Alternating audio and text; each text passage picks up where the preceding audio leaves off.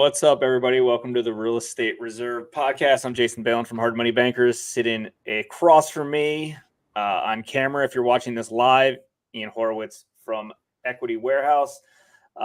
Thanks for everybody for tuning in today. Promise we're going to keep this fun, entertaining. You might even learn something, which is always good. As always, if you're a returned follower, viewer, watcher, listener, thanks so much. We certainly appreciate all your support. And if you were just chiming in for the first time, welcome. Ian, what you got up on the itinerary today? Dude, it's fucking tax season. I feel like all year is tax season anymore. Like, when you file extensions, it's all year is tax season. Dude, it's nonstop, and it's just like, and they all seem to land on the Jewish holidays, which is also funny. And our tax accountant or our accountant, you know, they're Jewish, and it's like every all the dates line up with some important Jewish holiday. So anyway, it's always a war zone around here trying to get taxes done. It is what it is. Other than that, it's getting beautiful out. Finished up a badass class yesterday for the guys in self-storage secrets. That was fun. But more importantly, enough about us. Let's talk about the guests we're bringing in. We, you know, as you guys know, we love bringing guests in that are actually real people doing real things, not your gurus. So, you know, if you get any value out of this show today, please like, share, comment, leave us a 5-star review. That's how we keep this show going. Nothing else, nothing more. But a friend of ours, John Farling, who most of you know, introduced me to Dan a little bit ago, who's a fellow fireman for the city of Cleveland. No clue what's wrong with my video right now. He's a fellow fireman out in the city of Cleveland. And he invests in real estate, and he's going to get on here and talk to us about some fun times in Cleveland. Hey, Dan, welcome to the show. How are you? What's up, guys? How you doing? Not too bad. Not too bad. Thanks. Why don't we just start? Again, thanks for coming on the show. Why don't we just start a little bit about your background and where you are and everything you got going on? That'd be great. Yeah. So again, said I'm in Cleveland. Been a full-time firefighter since 2010, and around 2013, I kind of just figured I wanted to do something a little different. Didn't really know what to do. I saw an ad in the newspaper, believe it or not, to get your real estate license. And it was like at a discounted price, the classes. So it was like, it's like less than $1,000. I'm like, yeah, it's kind of worth, the shot there. So took the classes. I got licensed in 2013, worked as an agent till about 2018, as a fireman, and then just as a residential real estate agent. Pretty moderate success. And 2018, I kind of went to a mastermind for investing, and I was working with some investors for like flips and stuff, and I never did anything on my own. And I was feeling pretty good about myself as an agent, as a fireman, thought I was doing pretty good. And I went to this mastermind, and I was just like the smallest fish in the pond, and just like, it just blew my mind. And I came back that weekend. I was like, I'm not an agent. I'm an investor. And since then, it's been pretty gung-ho. Bought my first rental property in 2018, and just been going down that path, wholesale, rental properties, flips. About 2 years ago, started acquiring storage units. I have 4 storage facilities currently. So kind of just running the gamut on just all the hot stuff, all investors are doing all over the country. So yeah, we'll get into some of that, but talk to us, and we're gonna get back to like your first deal and like when you made that bridge. But like you were talking about this mastermind, just kind of glazed over. It's funny, Jason runs a mastermind for private lenders. John and myself have been kind of sorting out a mastermind of sorts to do with real estate investing or self-storage, and it's been fun, because that's where we all get the most value. Being around people who are similar to us. What that first mastermind, like, what was your expectations going into something like that? Like, what were you expecting? And then what did you do? So, well, it's funny is the one I met, the Mark Evans mastermind I met you at, it was actually that, but it was a much more intimate setting. It was only probably like 30 people there. And I didn't have any real expectations. I knew him through another person, and he reached out, told me to come, and I said just investors, and I walked in, and literally everyone there had 7-figure businesses, and I was like, dude, I thought it was so cool because I made $100K on the side of my part-time job, so it's it just totally opened my eyes, and they had the lifestyle that I wanted. Investing in real estate. And it was just totally immediate mind shift transformation of just what was possible. And everyone was just so it's just casual, like how we're talking here. It wasn't these guys were advanced in any kind of facet and much smarter than I was. So it just seemed so obtainable. And I was like, I can't believe I didn't do this earlier. So it was those masterminds and group and networking stuff like that's been very transformational in my growth for sure.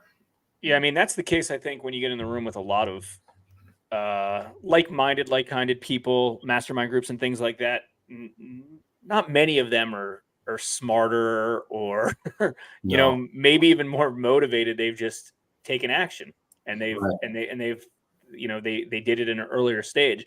I mean, I remember going to events early on in our career, shortly after college, and I was like, these guys are schleps. These guys don't, how are they so successful on some of this stuff? And, then you kind of look at yourself and be like, hey, if I took action and if I was motivated and I learned the know-how of it, I could be just like these guys. And, that's kind of happened. So it's interesting how kind of some of that stuff. And I think about that all the time with a lot of people out there. They're just taking action, being motivated, putting in the heavy lifting, not being too good for doing things. I think a lot of people are like, I'm not doing that. I would never do that, or I wouldn't do this, or I wouldn't do that. It's like, dude, get down and dirty, get your hands dirty, and let's go, because someone's got to do it.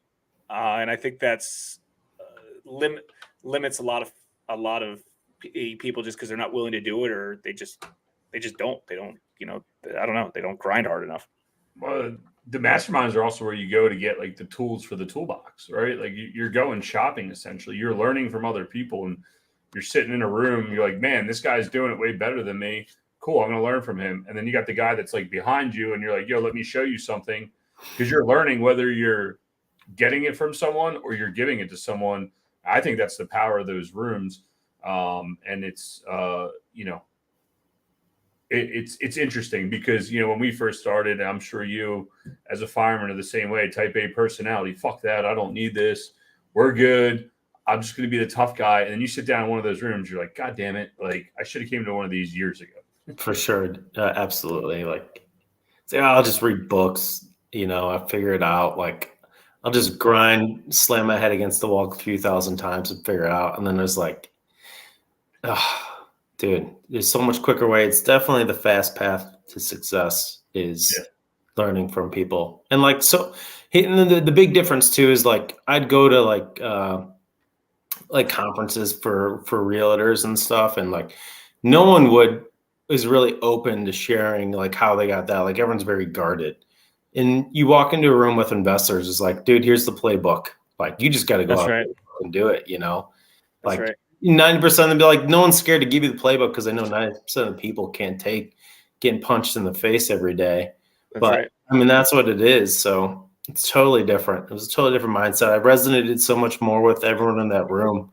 And it was just it's where I needed to be. And here's the thing: investing, selling real estate, all of the above. It's not brain surgery. It's not hard to do. I mean, I'm not the best hard money lender in the world. Ian's not the best investor in the world. You're not the best investor in the world. And you never will be, right? None of us will be.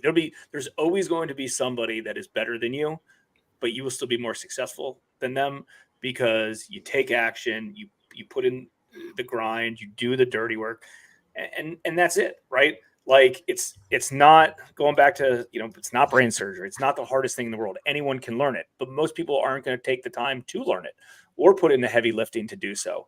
And I don't know if it's that people are lazy or if it's beneath folks or whatever. They just don't have the will. But I thought of that kind of the same thing is with education, over as you kind of transition and, have different seasons in your life and in your investing career, and you move from asset class to asset class, or hey, you start with like a rinky dink rental property and then you move to something bigger. It's not all that much harder to learn. It takes time, right? And you do it, and then you learn on the job, and you rinse and repeat, and you learn, you continue to learn as you're doing things. So it's funny how that works. And it's like some of these folks, like, you have no excuse not to be successful.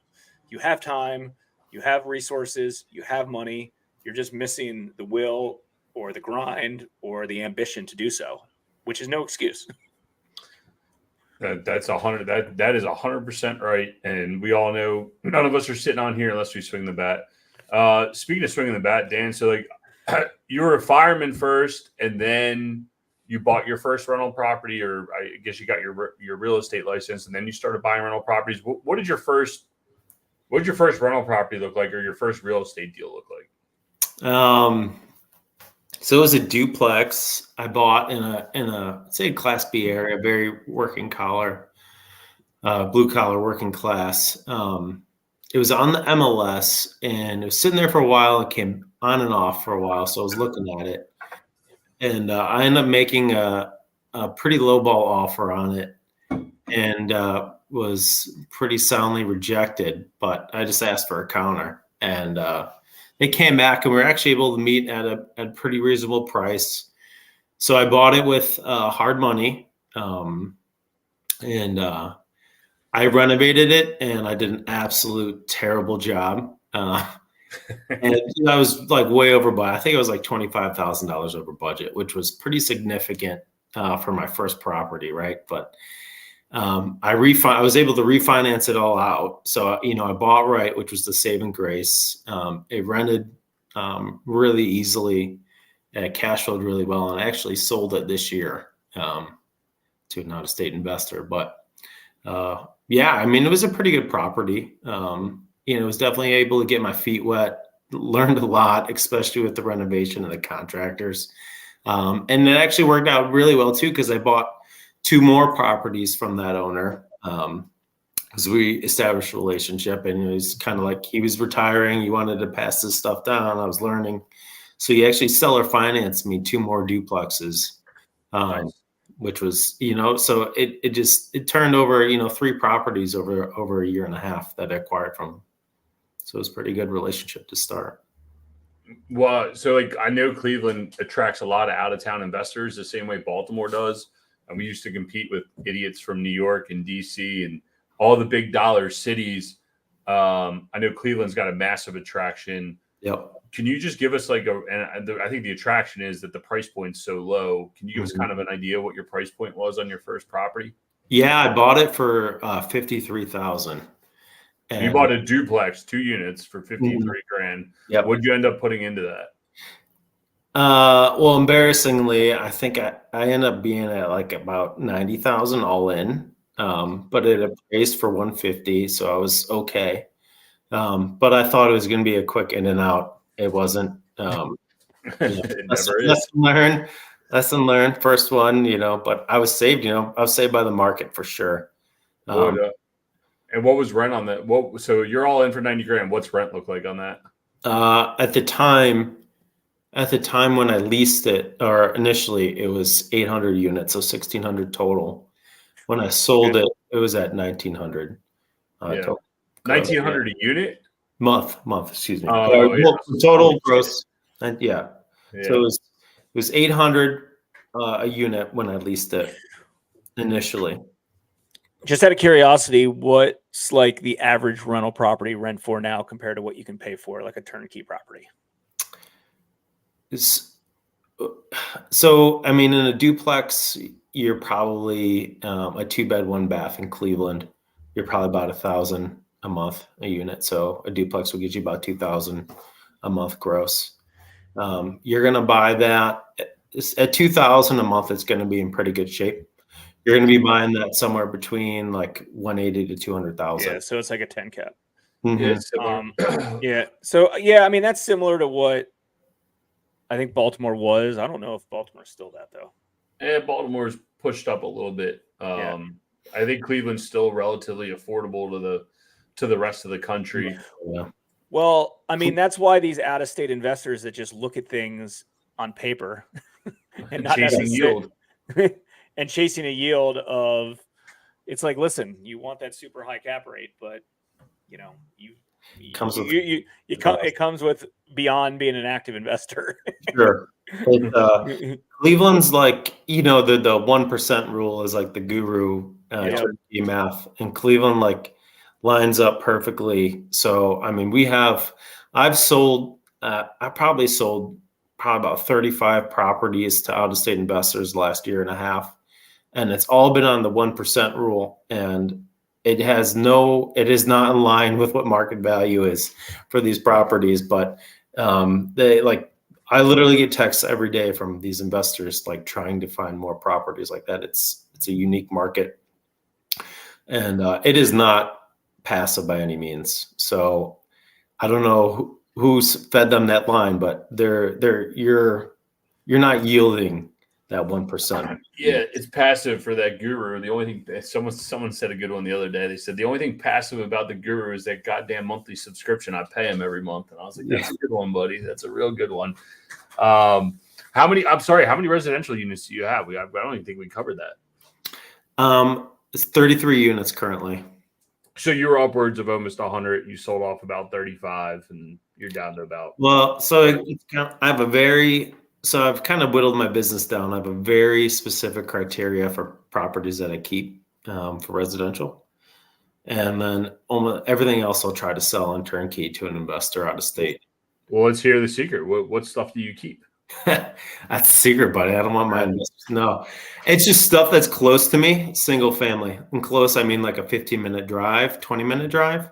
Only single families. I won't keep any duplex, triplex, or 4-unit. Just the monthly management on it is just too much for me. I want something that I could just kind of set it, forget it in those aspects. I can make more money, buying a bigger property like a storage facility or, some other commercial or industrial property I'd rather own than have to worry about 2 tenants squabbling over, who gets to use the dryer, at certain times of day. It's just like, I don't have the capacity for those complaints, So, obviously you own other types of assets and storage facilities and bigger commercial and multifamily stuff. Like, have you considered up in your asset class, getting rid of those single families? Because I know a lot of folks, they start with single families, right? They're at the price point, they're at the knowledge base that everybody's comfortable with.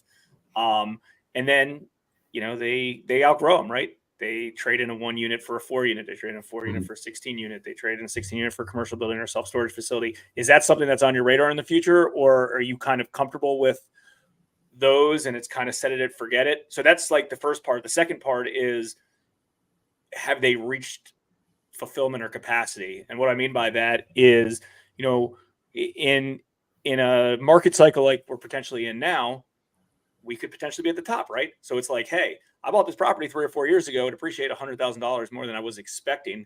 Mm-hmm. I don't think I can get any more out of this thing. Why not, sell it, 1031 it into an asset class that has value add growth? If that makes sense. Mm-hmm. No, those single families are ultimately there to serve a higher purpose, and whether it's lending against the equity or just trading them in, cashing out and 1031 to someone else, like they will not be in my portfolio for the long term by any means. Sure. They're great, and it's there's definitely advantages, but they'll serve its purpose, and the purpose is going to be to get me equity into a bigger property, and that's what it'll be. So it's just the low hanging fruit. There's just so many available. Like it's kind of like the whole goal is to set up the residential as like a business machine to generate capital and equity to buy larger commercial properties. So as they come on and come available, I'll take them down with that intent. Like I'll hold this for 3 years maybe. And, maybe in a portfolio, I'll get a portfolio loan with 5 of them, and I'll have enough to make a down payment on a larger property, or I'll sell them as a portfolio to an out-of-state investor and use that equity to put as a down payment, But those aren't there to pass down to my kids or their grandchildren. Like, I do not want these. I don't want to outlast a roof or a furnace, like. Yeah, no doubt. Yeah, no, I was curious because different people have different business models and they have different ambitions. And, the beauty is there's no right or wrong and everyone wants to do things differently. Like, I think, when Ian originally started acquiring a lot of rental properties, like, this is it, right? I got one, now I got 10, now I got 100. I'm going to just get 10,000 of them. And like, different problems happen, different challenges happen for good and bad. And then you get into an environment like we've been in over the last few years where it's like, hey, these things appreciate a hell of a lot more than I was expecting them to. Maybe it's a good time to, take chips off the table and move on to something else. But then that might not also be the right answer because it's like, okay, well, what do I want to move on? Right? I sell these at a premium, but then I got to potentially overpay or buy the next asset for a premium. So that might not be the answer either. So it's always interesting to hear lots and lots of different people's mindsets and like goals and just where their head is related to that, because there's no right or wrong. And if someone's answer is I want to own 100 single families because it's something that I know, it's something I understand, it's something that's local, it makes a lot of sense to me, that's the answer. And someone else might be, hey, my whole goal to buy 100 of these is to give me capital to 1031 into one commercial legacy asset. And that's okay too. Yeah. Well, and that's the thing. That's the velocity of capital. That's the thing about restructuring your portfolio. We've talked a lot about the 80-20 rule and dumping stuff off the bottom, to be able to continue to grow. We just listed a storage property. Even though it's in the mix of all of our other stuff, it just doesn't make sense to keep anymore. And we can cash out and keep it moving. Why wouldn't we? Of course, everybody's texting me, why are you selling this one? But that's a whole other story. But you know what? Some things just don't fit for you anymore. What did it look like for you? Obviously, so you build this and you build a nice little business here. How'd you end up in the storage world or commercial assets in general? Like, was that a big switch for you, or you stumbled on it? What'd that look like? Yeah. It happened mostly during COVID, and like, it was just, things were kind of a little haywire. And I was like, hey, I wasn't being able to get in people's houses. And I was talking with a friend, and we both really liked what storage, how I was looking, and, kind of just gave it like, the old college try. Just started cold calling some facilities, and got one that was super interested in selling. And it took a while for us to work it out. It took about 8 months to work the deal out. And once we did, we started operating, and it was like, this is incredible. Like, this is the easiest thing I've done, versus coming from owning a bunch of duplexes. Like, it's so much, just enjoy the asset class so much more. So gave it some, meaningful time trying to acquire some more. And, we're still looking. Obviously, the competition's just, it's like growing every day because of that. But we're definitely in the storage industrial business for the long haul, for sure.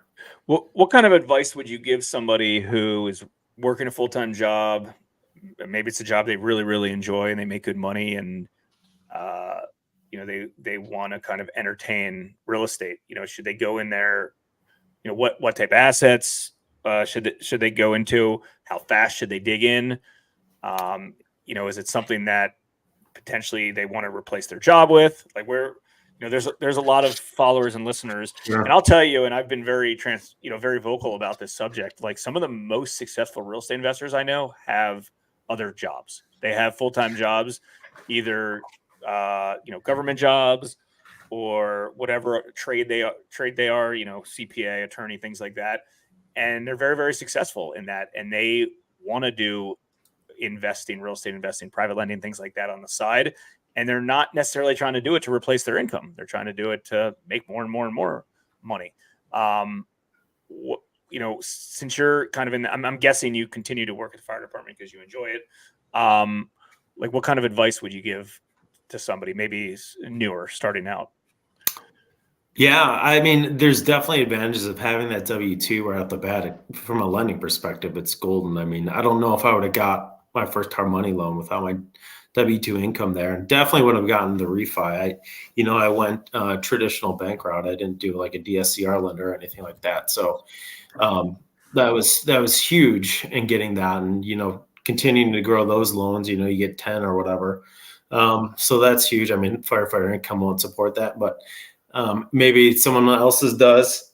But that's really key in growth, is having that W-2 for the bank. I mean, I think being bankable is very underrated when they talk about in the world of real estate. Like, everyone wants to do all these different asset classes. Like, there's all these mixed uses available in Cleveland for super cheap, but no one wants to give you a loan on them. So it's like they're kind of pointless. So when you have that W-2, you're definitely bankable in that aspect, which definitely helps you. I think a lot of people that work a regular job and try to jump into real estate, kind of fall into the HGTV model, and they want to do all these huge renos and stuff. Like, your goal should just be to hit singles for the next year and just see where that takes you. Just making some return, letting the market grow, get some appreciation in your asset and some principal pay down, and then just see where you want to be. Like, all right, so I have 2 rental properties, 3 rental properties, kind of like this. I don't. Then you move into different asset classes and try that. I think when I was wholesaling quite a bit more, and the whole goal was to get the weekend warrior, because they would totally overpay for an asset and they had some cash. They just come in and they would, take out walls, blah, blah, blah. It's like, that's the absolute worst thing to do, is to bite off more you can chew. Like, start very reasonable, especially if you got a family and your time commitment. Like, you don't want to be over painting a house 10 o'clock on a Wednesday, for the next year of your life. So turnkey's not bad. If you could get turnkey at like a 2%, I would say you're probably golden there, as far as like, building some equity and some principal pay down there would be great. But I would go on, smaller scale, start slow, figure out what you want to do, and then you go ahead full force. Yeah, I think that's something that's missed. Like, people need to understand, like, they're viewing the fruits of all of our labors of hitting singles over and over and over and over again, and doing the same thing over and over and over and over again, getting really good at it, to then be able to go out and branch out to the new asset classes. And everybody sees our success, your success, Jason's success. They're like, oh, I'm going to do that tomorrow. No, you're not, right? Like, maybe you are, but most people aren't. Most people hit one roadblock and they say, fuck it, I'm done. So I think that's smart. I would say the same thing for us. We said being bankable and getting really good at one thing is what we did over and over and over again. And having the fire department job has allowed us to then create the scale that allowed us to ultimately leave. And I think there's advantages to that most people overlook. Yeah. I'm just going to rehash what you just said, because that's probably the most important takeaway. If you're just starting out, you should only be concentrating on hitting singles every day. And if you've been in business for a long period of time, you still should only concentrate on hitting singles every day. That's all we've done for 16 years inside our lending company, is hitting singles. And they turn into big things. It's slow and steady wins the race. Too many real estate investors are, trying to scale way too fast. They do a deal. It's like, hey, this is successful. They do another deal. Hey, this deal was successful. They didn't put the benchmarks and they didn't put the foundation and systems in place. And next thing you know, like, they go like this and they skyrocket. And a few years later, a little market correction and they're freaking bankrupt. Just like that. That's not, and no fault to themselves, besides that they scaled too quickly. And they didn't realize, because everything, you learn from the past. And if every deal was successful, AKA every deal over the last 8 years for most people was successful, because the market kept appreciating, maybe 15 years. Didn't learn key fundamentals. So I think you're right. You start with just do singles, and singles aren't sexy, right? Everyone wants to hit that grand slam and home run. Singles aren't sexy, but they work and they pay the bills. And guess what? You're protecting your downside as well if something happens. Like, hey, if you're new, like, you probably shouldn't do like a $150,000 renovation project, because that's going to turn into $250,000 on a good day. Be safe. It's like, just be smart, right? Like, you don't need to, if you're flipping your first property, maybe don't make 50 grand, make 20 grand or 30 grand and keep it moving. Yeah, but that's not from a Right. limiting. I hope people understand. That's not from a limiting mindset. That's not a limited mindset. It's from a position of saying, all right, take your financial risk and your financial wherewithal, and what are you willing to risk, right? Like our first house. That's why I was asking Dan what his first house was. We were talking 40 grand. My first one I ever bought was $20,000, right? Like I knew that if I lost that all, fuck it. It is what it is. I'll deal with it, and I can make it up over my career. And I think, Dan, you being in Cleveland, us being in Baltimore at the time, was a competitive advantage because those marketplaces are a little more durable. They have cheaper inventory. They were in our backyards. It allowed us to do what we needed to do. And I know Cleveland and Baltimore are pretty damn similar, with the exception you guys poisoned all of Lake Erie, I think. But we had the harbor. Yeah, fun times in Cleveland. Look it up on YouTube. Canada did the most poisoning. Everyone knows that. Yeah. But either way, that's the competitive advantage that you have to seek out sometimes. So if you're watching this, we did that class yesterday. There was a guy from Southern California. I was like, dude, you're not finding any property. You might, but it's not going to be worth your time. Go pick out an area that you're willing to travel to. Even if you go up to Fresno or somewhere else in your state and find somewhere else that's affordable to invest. Live where you want, invest where you can make the money. And I think that's awesome what you've done. What does it look like going forward? I mean, I presume you're going to carry out your career with the fire department. Is that still on the horizon, or are you looking to retire from there? Or what's your goals? Yeah, that's a good question. Kind of up in the air. We'll see. And I'll be vested in the pension in 2 years, 2.5 years. And my goal at that point is to have the residential business just kind of, have a team in place where it's, kind of the wheels are turning. It's kind of just kicking off pretty steady income, and using that income to invest in real estate, commercial assets. And we'll see. Like my goal is to be at a point where if I want to stay, I can, and not to be at a point where I have to stay. No doubt. And then I don't know if we talked about this. Are you? Do you have any employees, or you just have third-party vendors, or how is that set up? Yeah, so I use some offshore people, mostly for lead gen, and they are doing lead gen for this the residential side, and then I have an admin assistant for the residential stuff that helps with just bookkeeping and just like a lot of marketing stuff. And then I have a project manager who does like the the renovations and stuff, handles that. So that's all on the residential side. And then the storage we have an admin who it's like kind of a GM of the properties. Everything's run through ESS, and we have a call center. And then she basically, talks to our local contacts, the boots on the ground, if something needs done or red box needs placed on that. So nice. Does your wife work with you, or? No, my wife's a nurse, so she does that. I'm always interested in family dynamic businesses because my wife and my in-laws, it was just the four of them that work together. I'm like, you guys are crazy. There ain't no way. I can't do it. I need to be on my own, but some people can do it. So interested in that. Looks like we all need to move to Ohio because I know Michelle's out in Ohio somewhere. Singles, our first few rentals were $20K, rehab for 10 to 20K, and appraised out at 100. And sounds like Ohio's got some great opportunity. It did. Yeah. It still does. Yeah.